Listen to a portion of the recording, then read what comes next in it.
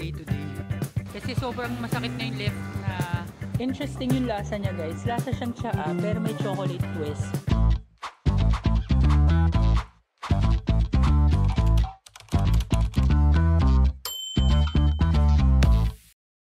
Hi amazing people and welcome back to my YouTube channel. So today is our day 9 dito sa South Korea. At isa na namang episode ng South Korea vlogs ang ating gagawin. And special ang araw na to dahil magko-coffee shop tayo guys. At pupunta tayo sa isa sa mga pinakasikat na coffee shops dito sa Busan.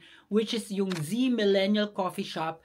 And FYI lang guys sa mga ARMY or BTS fans, ito yung coffee shop na pagmamayari ng father ng isa sa mga BTS members na si Jimin, if I'm not mistaken. So, pupunta natin yun guys. We will explore and we will taste their food and their coffee and what they have to offer to their customers. So, yun ang magiging itinerary natin. So, tara guys, samahan nyo ako. Guys, share ko lang sa inyo. It's a sunny day today. So, ngayon lang ako nakalabas dito sa Busan na sunny day. So, ito yung beach front, yung view ng ating hotel guys, diba? So ito pangarap kong makaupo-upo dito eh. Kaso kung di umuulan, malamig. So ngayon okay siya guys. So okay na okay yung view, ganda. So punta na tayo guys sa train station papunta doon sa destination natin today. Guys, share ko lang, nadaanan ko lang to, ang daming birds, so mga seagulls. Seagulls ba yan o seabirds? Ang dami.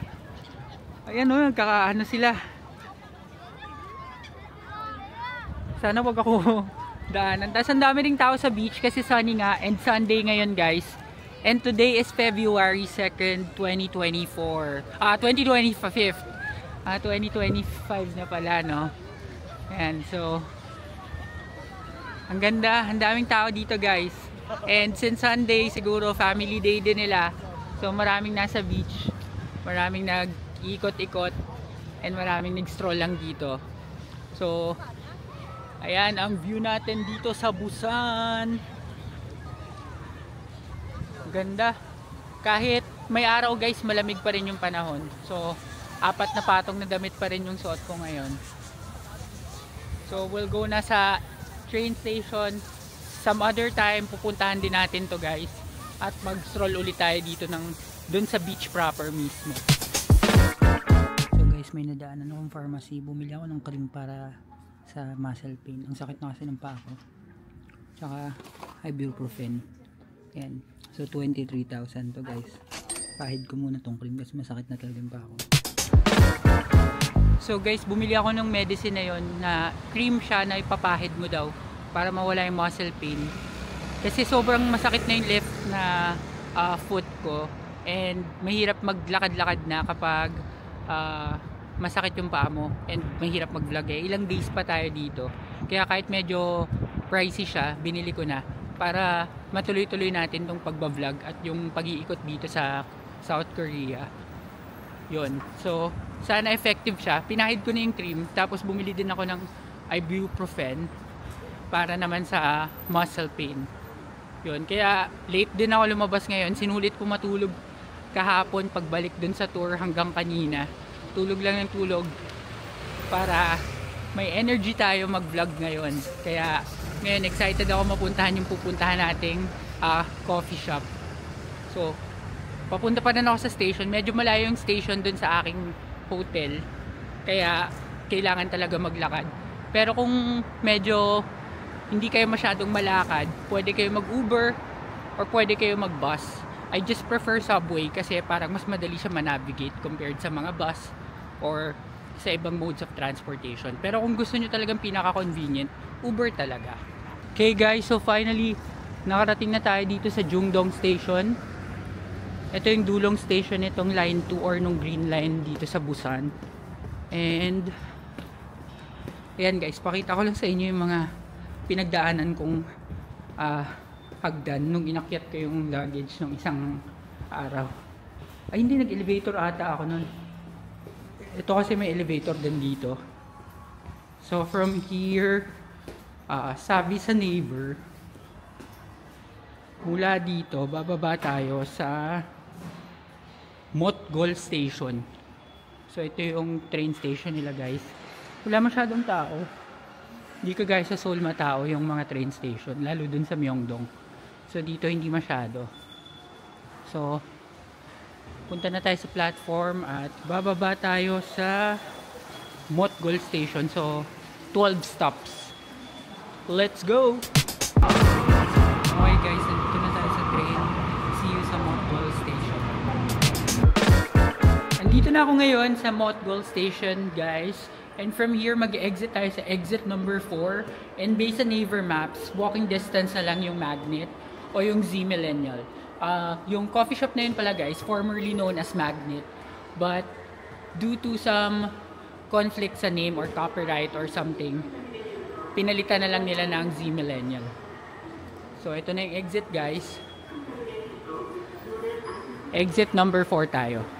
Guys, pag exit nyo ng exit number 4, kanan lang kayo, tas makikita nyo tong road na to.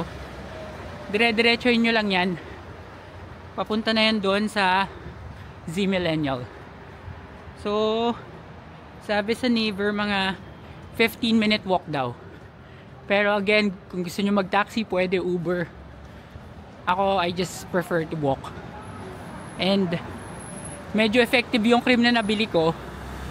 Medyo nawawala-wala yung sakit ng paa ko. So, let's go! So guys, habang naglalakad kayo, madadaanan nyo tong Lotte Castle. Ito ay parang mga condominium units ng Lotte. Ayan. So mga condo units yan. Dito, Namgu yung nalagay na lugar. So ito yung lalakaran natin. Dire-diretso lang tayo dito. Medyo pataas lang. Pero okay lang yan. Kasi maaraw. Ganda ng panahon ngayon. Alright guys, so finally nandito na tayo sa Z Millennial Coffee Bakery. Ayan. So ito yata si G, ayan, siya si Jimin. So ito yung entrance niya. Pero mukhang sarado. Sarado ba? Ayan, so ito yun guys, Z Millennial. So tignan natin muna kung bukas. Ayan siya, may Happy Jimin Day. Birthday niya nung October 13. Okay guys, sarado. Ay hindi, bukas. Sandali lang guys. Napansin ko na karamihan sa inyo ay hindi pa nakasubscribe sa channel na ito na AJTV Amazing Travels.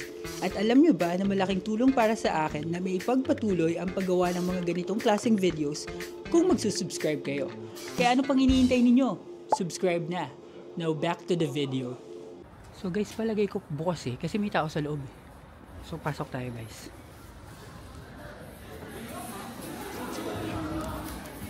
Bukas nga guys. So pagpasok mo yan, may mga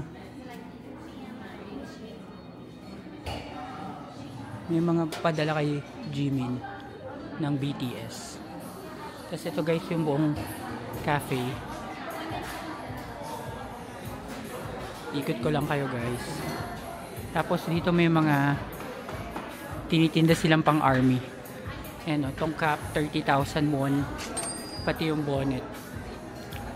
Ayan. May tumbler din guys, 35,000 won.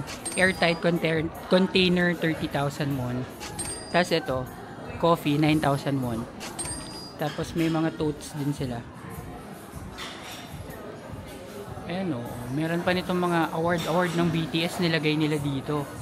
Galing. So hanap tayo ng upuan guys, tapos order na tayo. Guys, malaki pala to. Ang laki niya guys, may chandelier pa dito.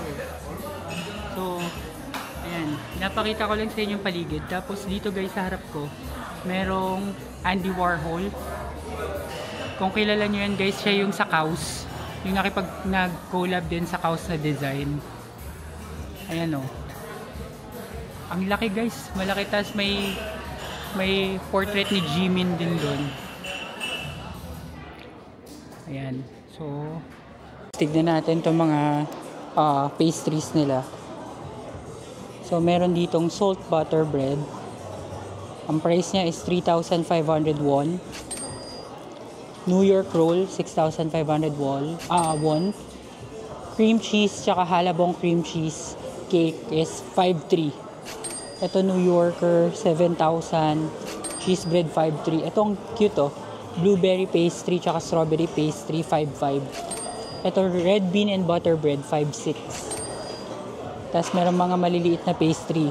Choco Finance, Sear, 3,000. Pati itong green tea red bean paste, 3,000. Itong walnut tart is 9,000.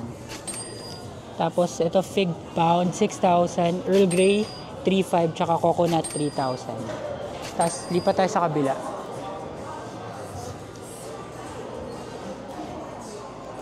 Ayan.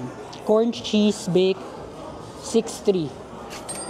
Ito sweet potato bread, 4,500. Cream toast is 4,500. Coffee bun is 4,000. Cheese flour, 6,000. Ito ang cute West onion bread, 5,000. Tapos ito Lucola basil jambong boar, 9,000. Tapos meron din sila mga nakalagay sa canister, 8,000 each. Merong chocolate, may cream cheese, no gluten, tsaka raisin. Itong tatluhan, 20,000. Tapos ito, 4,500. Yan. Ito yung mga pastries nila. Meron din sila mga cakes dun sa kabila. Tapos ito yung mga pastries nila. Pause nyo na lang. Ang cute. Ito may rainbow cake, 9,000.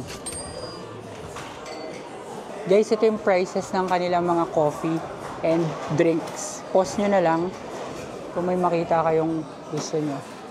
Ito yung kanilang counter. Guys, ang ganda ng counter nila. So guys, ito na yung in-order ko. Umorder ako nitong New Yorker. Hindi, corn cream cheese something na croissant. And this one is Earl Grey chocolate latte. So, ang total na napamili ko dito is 12,800 won. So, magte-taste test na tayo. At bagong lot guys, tignan nyo yung kutsara nila. Heart shape. So, nakapag-ganon. Okay guys, so titikman na natin tong croissant nila.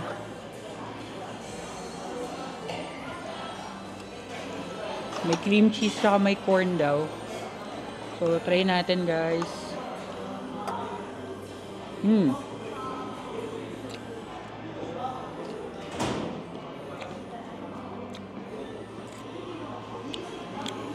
Okay naman guys, hindi siya ganun kasarap. Pero masarap siya.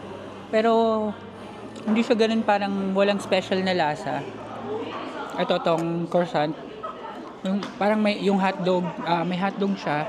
Tapos titikman ko ulit tong may feeling. Yung parang may cheese, ayan.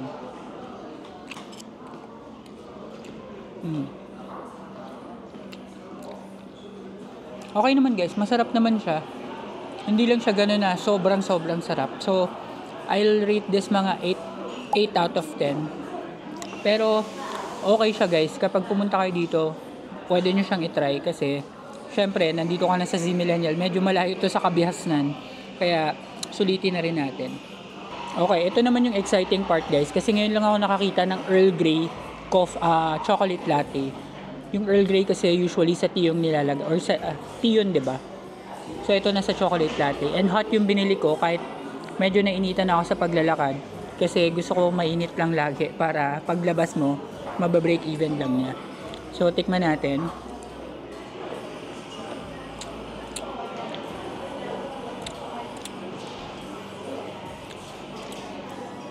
Interesting yung lasa niya guys. Lasa siyang tsaa pero may chocolate twist.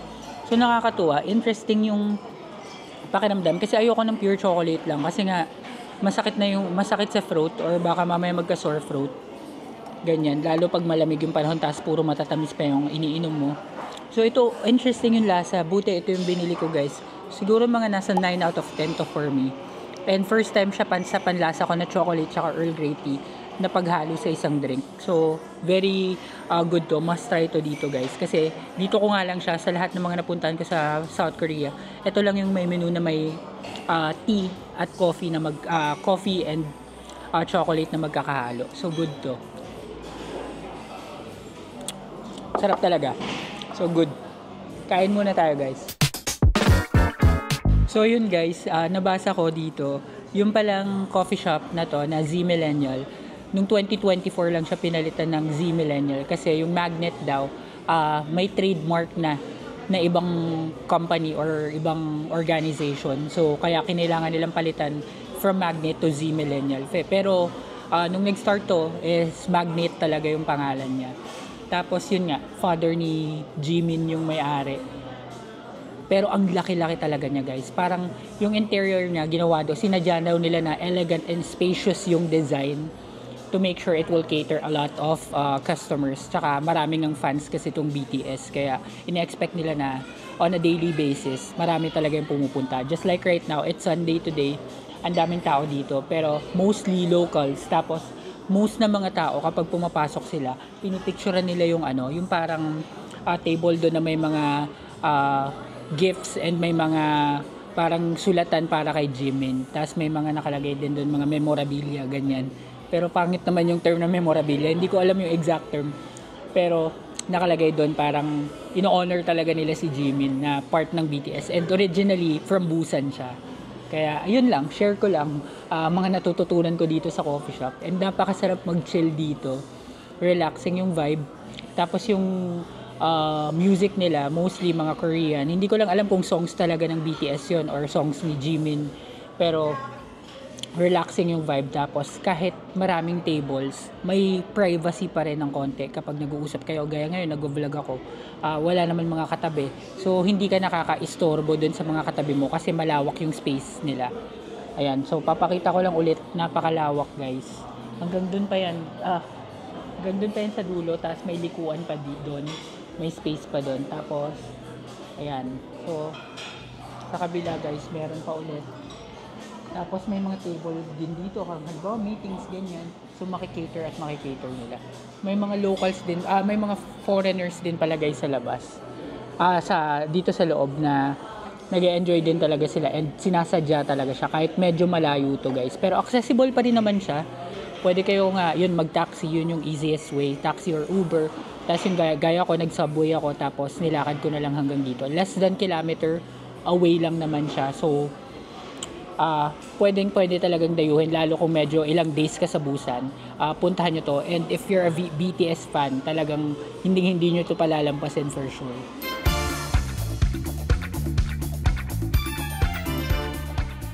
Okay guys, so nagpicture lang ako dito sa paligid ng Z Millennial at aalis na rin tayo dito maya maya guys dahil pupunta na tayo sa ating next destination. So say goodbye na sa Z Millennial. Alright guys, so paalis na ako dito sa Z Millennial Coffee Shop ng father ni Jimin. At dahil dyan, i-end ko na muna ang vlog na ito. Maraming salamat sa lahat ng nanood at sumusuporta sa AJTV Amazing Travels.